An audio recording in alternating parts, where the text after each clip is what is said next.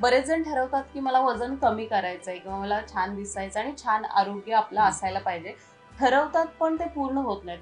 तुम्ही एक न्यूट्रिशनिस्ट म्हणून काय असा एक संदेश किंवा काय असा एक टिप्स द्याल की जेणेकरून त्या मोटिवेट राहतील आणि योग्य आहार आणि योग्य संतुलन ठेवतील स्वतःच्या शरीराचं? पहिली गोष्ट म्हणजे मगाशी जसं म्हटलं मी, तुम्हाला मान्य करणं गरजेचं आहे. मान्य करणं गरजेचं आहे की तुम्हाला वेट लॉस केलं पाहिजे, तुम्हाला एक हेल्दी आयुष्य जगायचं आहे. आणि हे जेव्हा तुम्ही पहिल्यांदा ठरवणार, तुमच्या मनाशी तुम्ही स्वीकार करणार, तेव्हा तुम्ही पुढची पावलं टाकू शकता.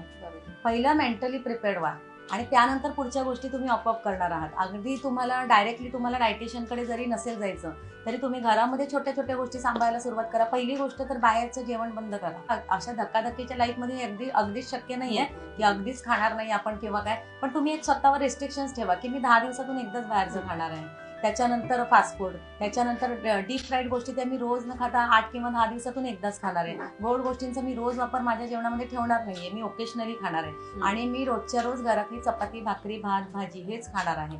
आणि घरामध्ये तेलाची क्वांटिटी त्यामध्ये थोडीशी कमी ठेवायची आणि थोडं गोडवरती कंट्रोल ठेवायचा.